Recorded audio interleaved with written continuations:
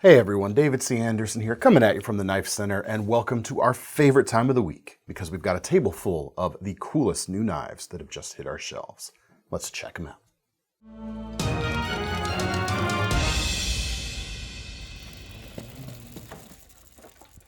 Alright, first up this week are the two limited edition colors of the Benchmade Shootout to be released this year. So we have these this year. They are not going to produce this color after this run, essentially. These colors, two of them. We have Mesa Red, which is almost kind of an orangey color. It leans maybe a little more kind of ruddy orange rather than straight up red. Kind of Mesa desert colors there, and a seafoam gribbery handle, almost like a Tiffany blue here. Similar colors there, maybe a little bit lighter, a little bit greener here, but those are them colors. We still have the Crewwear blade on these knives with a black DLC coating here. I believe it's DLC. Yeah, DLC coating rather than the kind of tan burnt gold color of the others. Still has the great action. Still has the light weight. That's kind of the main kind of focus or reason for being on these particular knives. The original had CF Elite. These have Grivery, still nice and lightweight. Weight on these 2.8 ounces. That's including all of the spring mechanism for this double action out the front mechanism there. Really nicely done. Think of this a little bit like an automatic version of the Bailout. And like the Bailout, we now have the bail on the end rather than the glass breaker that the original came with. But they look good, the action's good, they're completely ambidextrous, and my favorite thing about the Shootout, and the reason I own one, not one of these limited, I already have one before this, but the reason I own one myself is it has an actual handle on an OTF. And you may be thinking, what am I talking about? I mean, it has an actual, shaped handle. It's the way you might shape a knife handle even if it didn't have an OTF mechanism on it. Most OTFs tend to have a handle that is designed to just hold the mechanism. And yeah, some of them feel good, some of them feel, very good in fact, but they don't quite do what the Shootout does with its kind of sophisticated, considered handle design. I really like it. No shade on the other ones, not like, believe me, no shade on other OTF makers and designs out there. That's just something I really appreciate about this particular knife. Let's stick with a slightly tactical theme here for a second. Some new Bastinelli creations. We've got two here. The Primal Karambit. And yes, they do call it a Karambit, even though it doesn't have a finger ring at the back. And we have the Foreigner. Prices on these were at $260 for the Primal with its wicked N690 blade. And for just a little bit more, you get a pretty significant steel upgrade on the Foreigner, M390 steel for about $280 right here. It's got a really cool kind of modified Wharncliffe blade, kind of that Dragotac blade style, 3.4 inches. The blade on the Primal, and I should say we have some different blade finishes available for each of these two. But the blade length on the Primal is about 2.5. Both of them are made in Italy. Both of them come with an encapsulated full tang. It's kind of what we're calling it here. But they are, full tang knives, and instead of the scales just sitting flat on each side, they've milled out a little pocket on the inside so that they can just go right over it. But strength-wise, you're dealing with a full tang right here. They both feel good. It's nice to not have, one more seam just to move your hands over. You do have some jimping there for traction. Not that it would be bad if the tang were exposed. It's just kind of a nice, different feel to these bad boys. As for the sheath mechanisms on each, here is the Primals. It is Kydex. It is a little bit tricky to get it in because of the aggressive hawkbill blade shape, but I like the red color here on the outside, and you have a J-style hook here, which it looks like can be moved around a little bit. Yeah, actually, it's even got a little bit of motion right there because you've got a slot for the top screw right there, so you can stick it potentially in your pocket or inside your waistband, wherever, and rotate it out of the way or up, whichever way is more comfortable at the time. Then draw the knife and you're good to go. As for the Primal, it is also Kydex. Sorry, this is not the Primal. As for, what was the name of it? The Foreigner, sorry. You don't get the contrasting red, but you do get a single wraparound strap with a pull-to-dot snap, so you can set this up for, you know, potentially horizontal carry on your belt. Sorry. Having fun yet, Thomas? Nope. Let me check for tech lock compatibility. I haven't done that yet. It looks like large tech lock's not quite lining up, but a CIVIVI T-clip should do the trick, and yeah, small tech lock likewise not quite good to go, but a CIVIVI T-clip will do you just fine if you want another way to attach the sheath. Next up, we've got new versions of our exclusive Shirogorov F95NL. Here it is, looking rather stunning. It's an expensive knife. I think we're around like $760 for this, keeping in mind that when it comes to premium titanium frame lock flippers, you know, these guys and maybe, you know, a couple other companies are top of the charts. These are the ones that kind of everyone else chases just in terms of pure quality, feel, and fit and finish. We've got a new blade shape and new blade steel for this version. As you can see, there's more belly going on here as opposed to the more traditional tapered Shiro style drop point. And the steel there is Chromax, as you can see indicated right there on the blade. Nice big 4-inch size for plenty of reach. It's thinner blade steel, as you can see here. Well, I don't have the old one to compare it to, but take my word for it. It is a little bit thinner, and with the full flat grind there, going to be even slicier, yet still plenty enough for larger work right there. I mean, that's still a very sturdy blade, not a wimpy blade whatsoever, and the steel is Chromax, as you can see indicated there on the back. That's the only blade marking, actually. They've moved the Bear logo off of the blade onto the titanium frame on this one. It looks really good there next to the pivot. Pivot and single barrel spacer, adjustable with a flathead screwdriver, and looking very, very cool. We've got orange and black coral style G10 inlays on the front and a smaller one on the back right there underneath the milled pocket clip.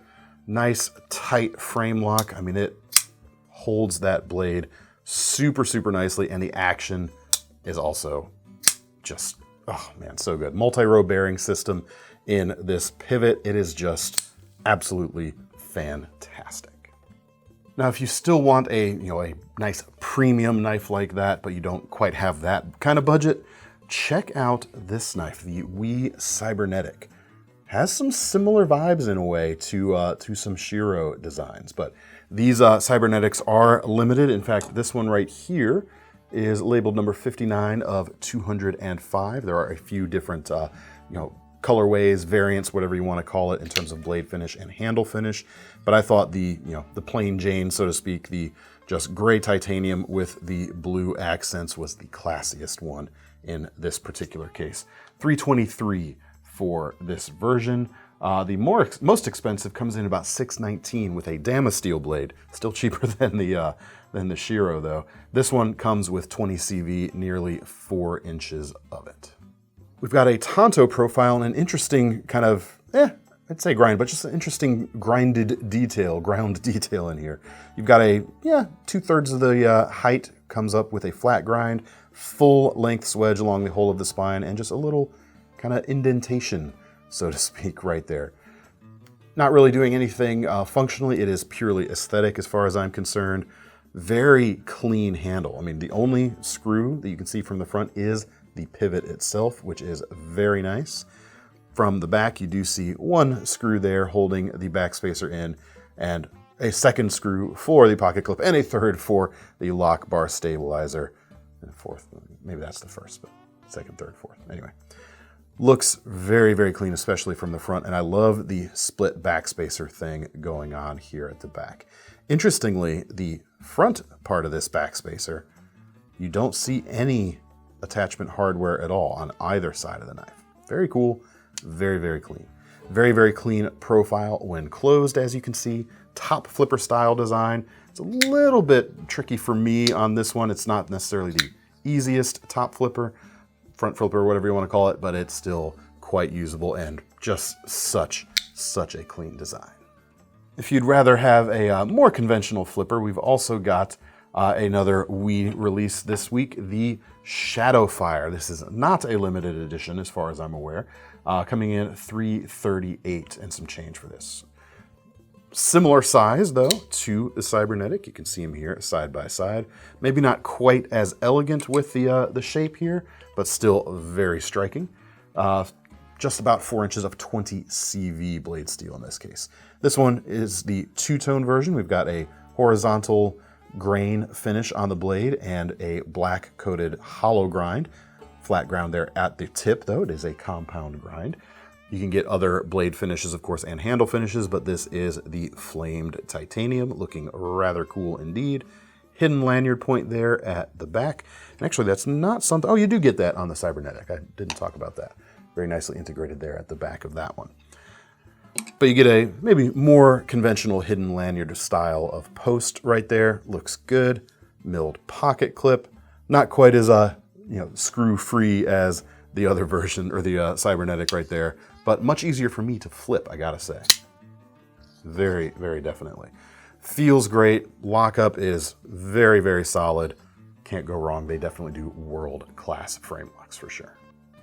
Next up, from their more budget subsidiary, CIVIVI, we've got several new releases hit the site earlier this week, and for those of you who say like CIVIVI stuff tends to kind of look alike, they do a lot of similar stuff, right, wrong, or indifferent, they do get that rap sometimes. There's a couple here, I think, though, that really stand out from the rest of the stuff they've done. First is a version of the WE Vision, now the CIVIVI Vision FG, a more affordable and slightly more conventional take on this shape. This is the Damascus version, coming in at $99. That is a 10CR series stainless steel core on this stainless steel Damascus, and man, it looks fantastic, especially against the ivory G10 on this version.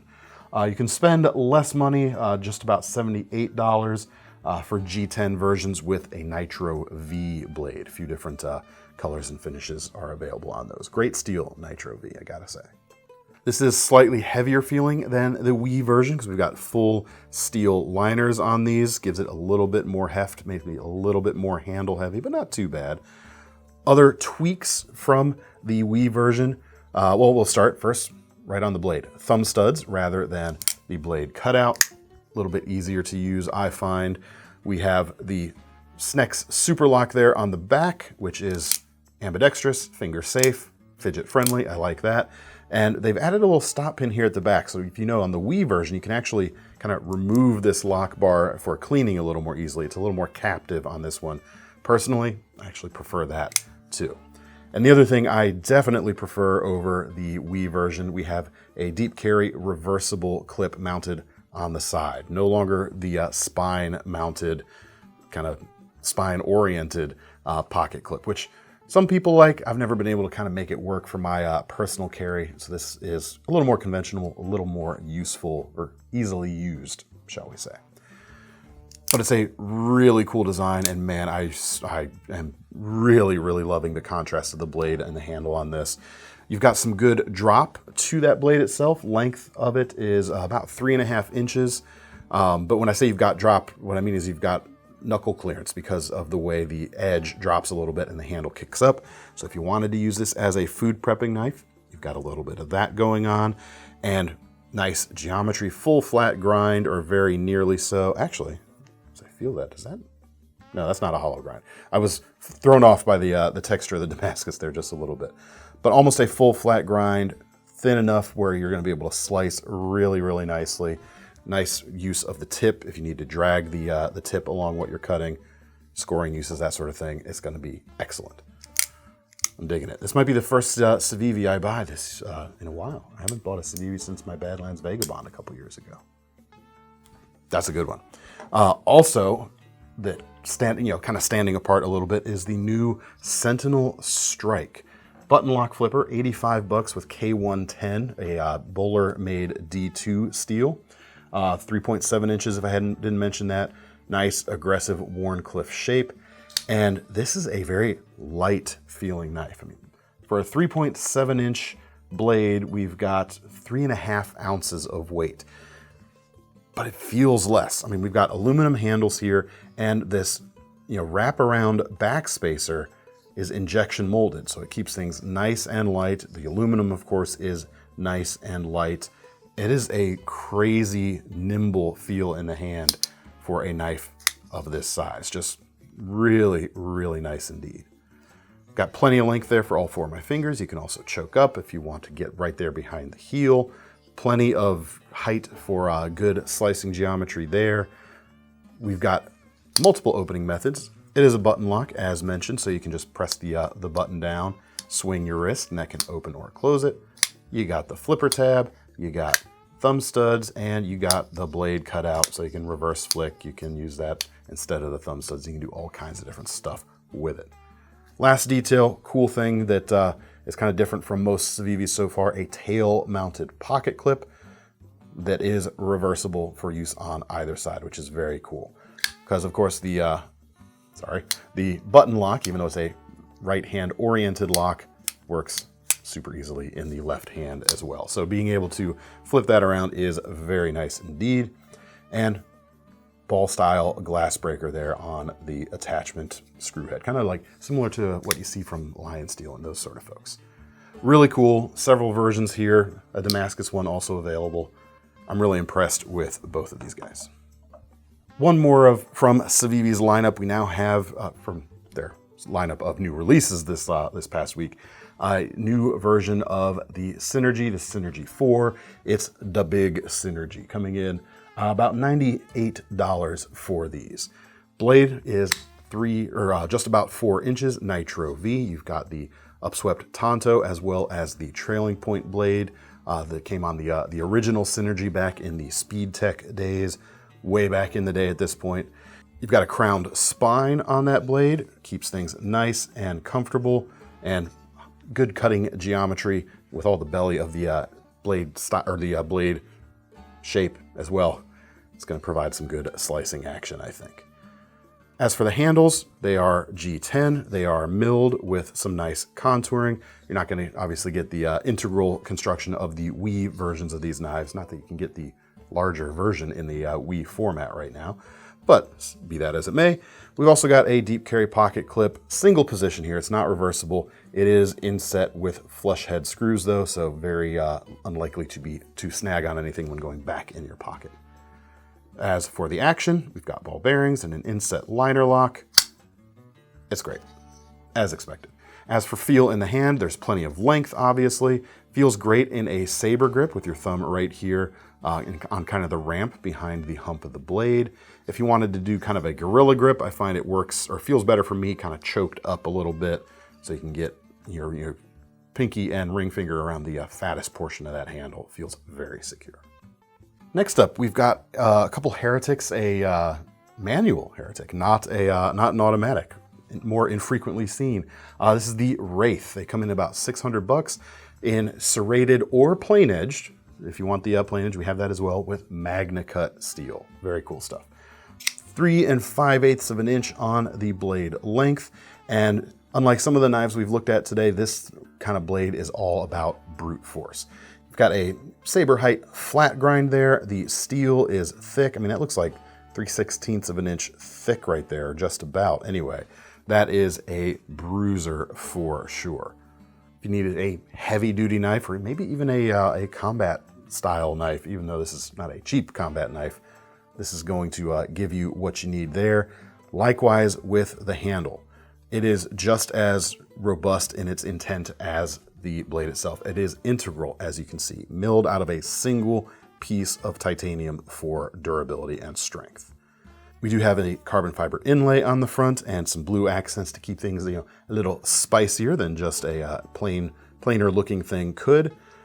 Nice oversized pivot. Over travel stop here on the frame of the knife in a hexagonal shape, similar to like the Hinderer stabilizing disc, but not a disc in this case. Nice big milled pocket clip. Check out how big that lock bar is too. Plenty of interface between that titanium and, well, technically the steel insert and the steel of the blade. As for the action with its ball bearings, it feels good. Chunky, kind of like Doesn't have quite the same clicky or snappy feel as some knives can.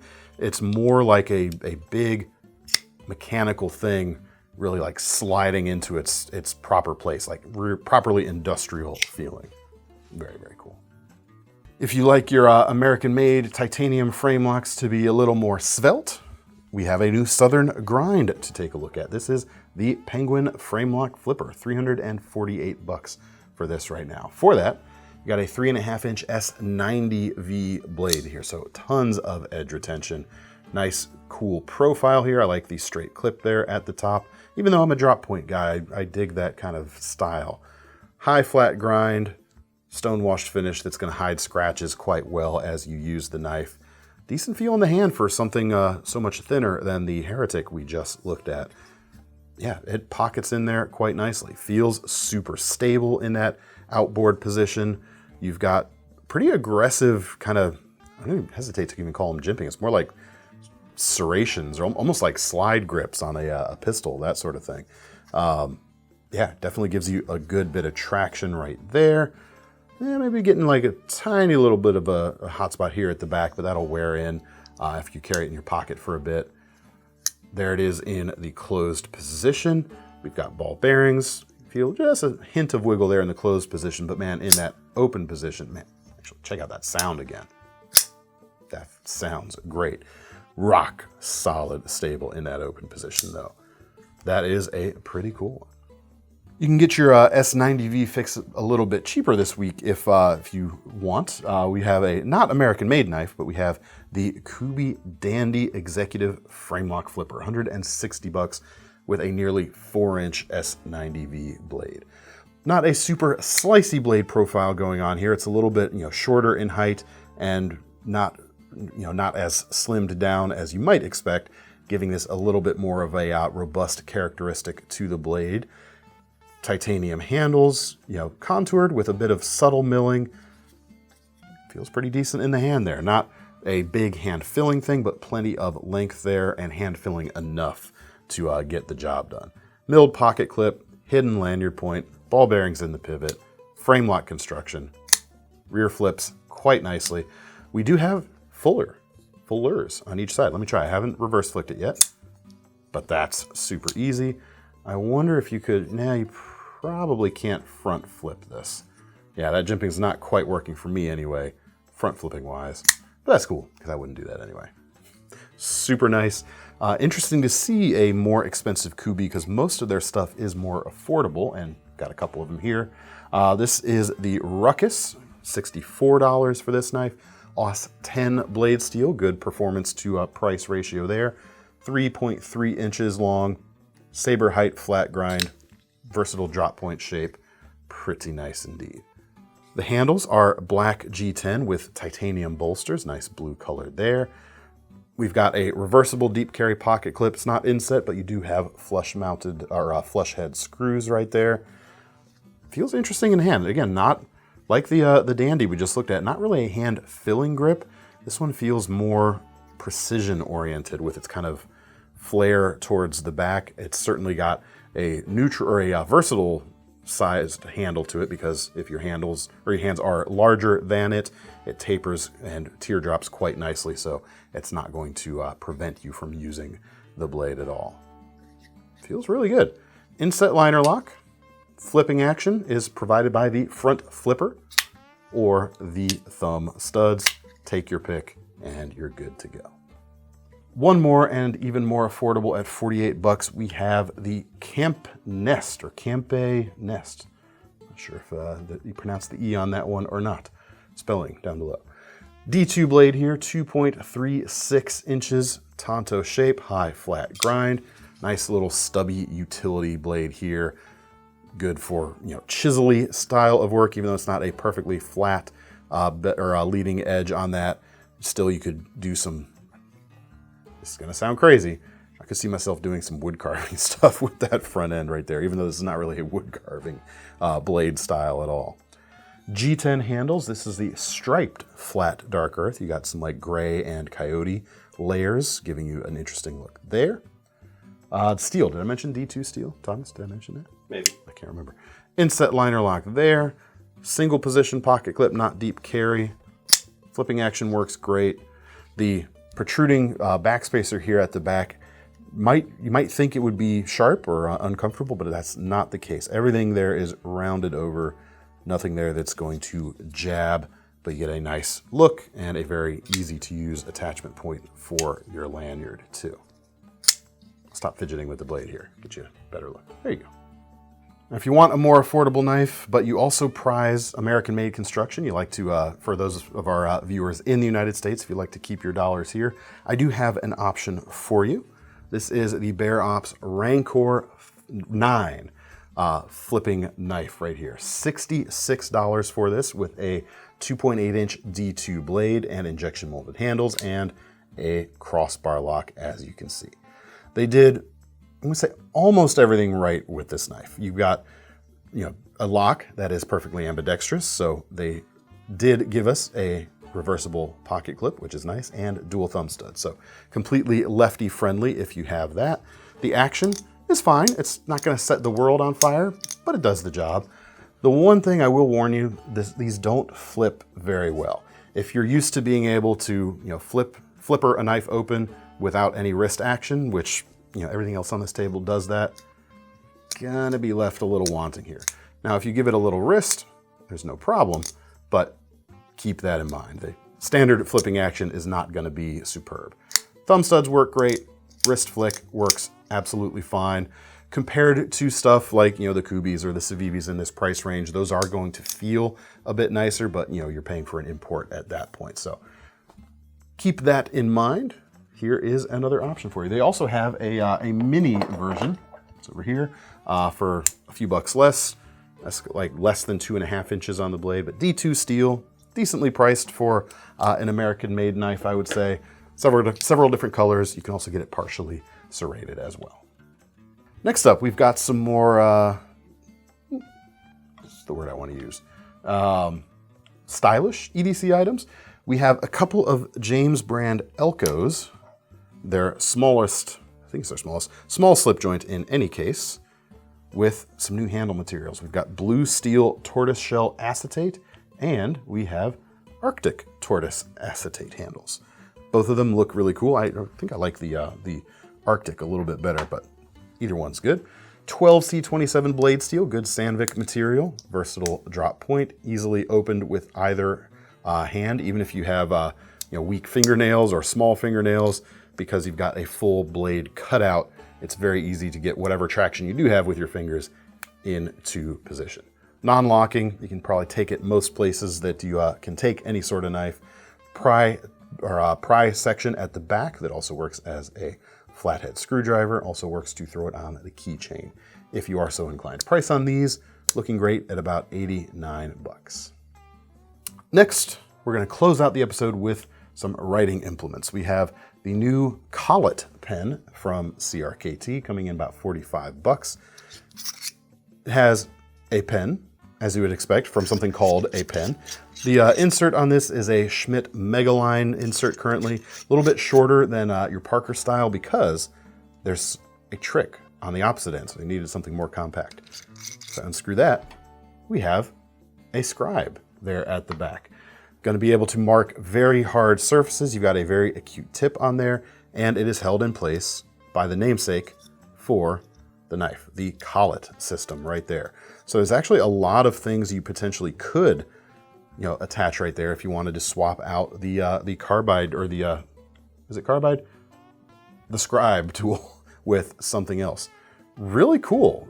Gives you definitely a different flavor of functionality for your everyday carry pen. I like that a lot. Feels great. Construction is aluminum, especially for the price. The threading, all the screw together parts feel quite excellent indeed. If you want to go more premium with your writing implements, Tactile Turn is, everything they make is super, super precise, super solid. It's kind of the Chris Reeve of the pen world, probably. We could probably get away with saying that. Some new limited edition pens. This is the Ember Red Gradient. This is the mini, or the bolt action short. This is available in several of their sizes. Price on this $149. Got a very cool pocket clip here with a laser engraved Damascus texture. It's not Damascus though. And a Cerakoted body with their signature kind of milled rings, softened a little bit by that Cerakoting. And the action though, just as good, just as crisp and solid as ever. You can get those in, you know, kind of the whole range of sizes as mentioned. We've also got coming in for this right here. This is the mini with a Damascus bolt, 119 bucks with their standard titanium frame or titanium body. Nice and crisp. We've also got, I guess I pulled all minis today, but you can also get their side click pens with a Damascus pocket clip as well. And that's simple click there, side click to retract. They feel, any tactile pen feels supremely well put together. Tactile is a very good name for them. As for the price on that mini with the Damascus clip, 198 bucks. You got a bigger piece of Damascus than just the button, so it costs a bit more. But if you don't have that, if you have about 15 bucks, you could get something like this. This is simply a Sharpie marker with a custom cap provided by Spartan Blades. This is the SP1 Pen Protector. Yeah, I'm going to make sure I was getting all the numbers right. Coyote brown, black, or red are available. They come in just under 15 bucks. And you get all the utility of a Sharpie marker with the ability to kind of hold onto it a little bit better if you needed to press this into some, you know, uses beyond marking and writing. So you've got that there. Still comes with a pocket clip. You can slide that in right there. Once you use up this pen, just grab a new Sharpie, throw that cap away, pop it in there, and you're good to go. All right, that's all I've got to show you for today. Let me know what you thought of these knives and pens down in the comments below. And to get your hands on them yourselves, check out the links in the description to take you to KnifeCenter.com. Always keep in mind too that thanks to our Knife Rewards program, when you buy one of these knives today, you can earn up to 5% back towards a future knife. I'm David C. Anderson from the Knife Center. That's Thomas behind the camera, being a little quiet today, but that's okay. We'll see you next time. Later.